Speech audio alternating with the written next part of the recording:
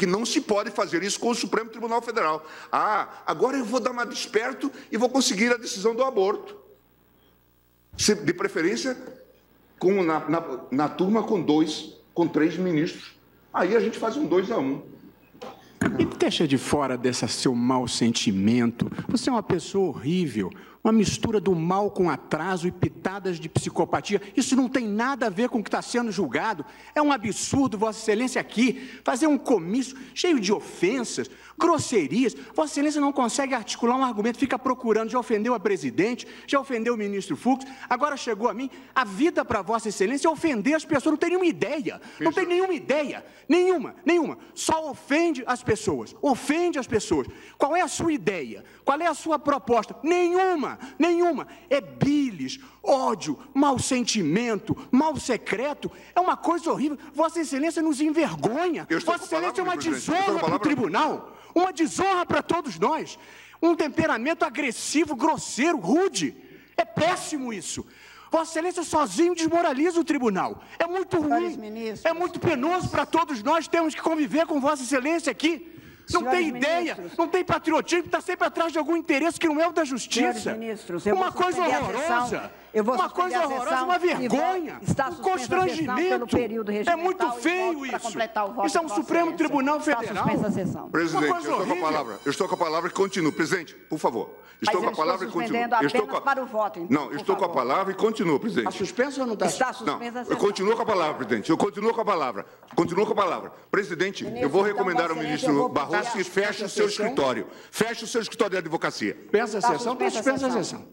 Bom, se falou em conflito de competência entre a turma e o plenário. Não sei como que isso se faz. Há meios de trazer o tema para o pleno. Eu propus inicialmente, no caso da suspeição, esse encaminhamento e fiquei vencido. E nós nos submetemos a isso.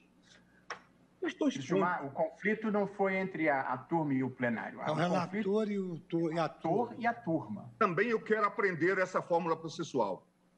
A fórmula processual é: se os dois órgãos têm o mesmo nível hierárquico, um não pode atropelar o outro. Quem tem que decidir. Depois me indica. Talvez isso exista. Eu queria. Talvez isso exista no. Eu estou argumentando juridicamente, não precisa vir com grosserias. Nós estamos. Não, talvez isso exista no Código do Russo. Aqui não. Nunca vi isso. Existe no Código do Bom Senso e do respeito aos outros. Se um colega acha uma coisa e outro acha outra, é um terceiro que tem que decidir. Desempregados que esta operação causou. Ministro Lewandowski, me permite, Vossa Excelência acha que o problema, então, foi o enfrentamento da corrupção e não a corrupção? Não.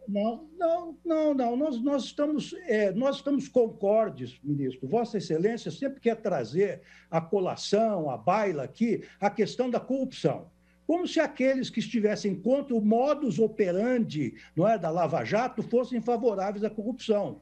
Mas o modus operandi da Lava Jato, data vênia, modus operandi da Lava Jato, por exemplo, ela levou a conduções coercitivas, a prisões preventivas alongadas, ameaças a familiares, não é?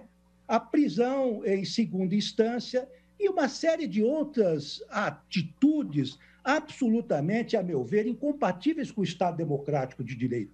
Ainda ontem, na segunda turma, eminente ministro Barroso, estávamos julgando a questão do Guido Mantega, do ex-ministro da Fazenda. Sabe, Vossa Excelência, que ele foi preso no Hospital Albert Einstein, quando estava acompanhando uma cirurgia da esposa dele, que estava sendo operada de uma doença gravíssima e que, afinal, veio a falecer dessa doença.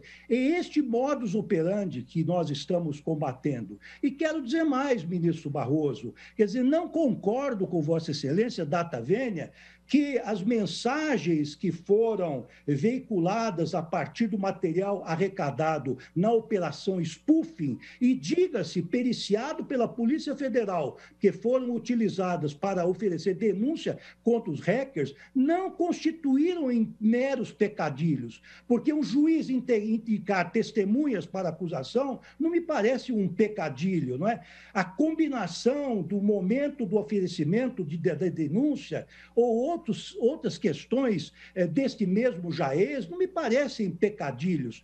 A combinação com relação a prisões preventivas e mais. Quer dizer, eu acabo de ler dados de um estudo de uma professora da Pontifícia Universidade Católica de São Paulo que são realmente alarmantes. E os latinos, os romanos, os juristas, não é? Os pais, talvez, do direito civilizado, tinham uma expressão muito interessante. Diziam o seguinte, qui prodest, a quem aproveitou o desmantelamento. A pergunta é boa. A pergunta é boa. Da economia nacional. E aí, eu volto às mensagens, eminente ministro Barroso, volto às mensagens. O que nos dizem as mensagens? Que os procuradores de Curitiba estavam acertando clandestinamente negociações com autoridades estrangeiras. Eu pensei que Vossa Excelência fosse garantista, essa é uma prova ilícita, colhida mediante o crime. Pode ser ilícita, mas, enfim, foi amplamente veiculado e não foi adequadamente, a meu ver, contestado. Até a Polícia Federal não atestou a autenticidade dessas provas. Atestou a integridade da cadeia de custódia e só não pôde completar a perícia. Mas é produto de crime, ministro. Por quê? Porque os um crime compensa para Vossa Excelência. Os procuradores juiz destruíram as provas, deletaram as mensagens. Então, existe também o outro ditado, outro provérbio latino, que ninguém pode alegar a própria torpeza em benefício seu, não é? Que sempre tem por Vossa Excelência, eu não creio, não entendo que o presidente da CNBB esteja sendo vítima de desinformação. A opinião dele é compartilhada por mim, ela está consignada no meu voto. André, Vossa Excelência me desculpe, mas eu conversei com ele e ele me disse que não estava ciente de que essa era a discussão. E, portanto, eu me comprometi com ele a prestar esse esclarecimento no início da sessão, porque ele me disse que não estava informado de que esta era a questão e ele se preocupou em me dizer que trabalhou em periferia e que droga é uma coisa que faz mal às pessoas e às comunidades. E eu disse a ele que todos nós aqui concordamos com isso, que todos nós aqui temos uma atitude contrária às drogas ilícitas e que nós não estamos decidindo legalização de drogas. E, portanto, ele é que me disse que tinha a informação incorreta do que estava sendo decidido. Pois não. Eu não acho que ele tem informação incorreta, não. Eu acho que a informação é essa mesmo. A grande verdade é que o legislador, nós estamos passando por cima do legislador caso essa votação prevaleça com a maioria que hoje está estabelecida. O legislador definiu que portar drogas é crime. Transformar isso em ilícito administrativo é ultrapassar a vontade do legislador. Nenhum país do mundo fez isso por decisão judicial. Nenhum. Em segundo lugar, a grande pergunta que fica é o ilícito administrativo. Quem vai fiscalizar? Quem vai processar? Quem vai condenar? Quem vai acompanhar a execução dessa sanção? Não existe. Essa deliberação, com a devida vênia aos entendimentos em contrário, tem que ser adotada pelo legislador.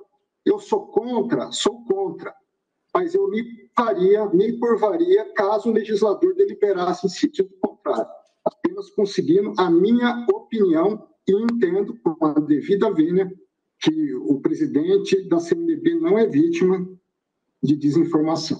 Bom, Vossa Excelência acaba de dizer a mesma coisa que eu disse, apenas com um tom um pouco mais panfletário. Eu, ao início da sessão, disse, estamos discutindo se é ato ilícito administrativo ou se é ato ilícito penal. Vossa Excelência entende que é ato ilícito penal e tem todo o direito de achar, mas a minha explicação foi absolutamente correta do que está sendo decidido aqui, se é ilícito penal ou se é ilícito administrativo. Se o relator, na parte vencida, concordar em reajustar, ele continua como relator. Se o relator, na parte vencida, não concordar em reajustar, o primeiro que divergiu tem a relatoria. Bom, eu fui vencido por 10 a 1 no juiz de garantia, mantive a relatoria. Mas Vossa Excelência fez 10-1, não foi reajuste nenhum. Não foi reajuste nenhum. Eu e o ministro Toffoli ficamos praticamente num voto igual, só que eu mencionava os dispositivos e ele declarava. A tese de julgamento era uma tese divergente da de Vossa Excelência num capítulo essencial. Eu ofereci a Vossa Excelência permanecer como relator. Disse, Vossa Excelência não quer permanecer como relator, apenas reajustando. Vossa Excelência disse, não quero reajustar. Não, reajustar, mas Vossa Excelência não me ofereceu como relator. Vossa Excelência passou direto à relatoria. Absolutamente. Pode resgatar a sessão, e eu disse, porque tenho a maior consideração por Vossa Excelência, e Vossa Excelência não está sendo fiel aos fatos.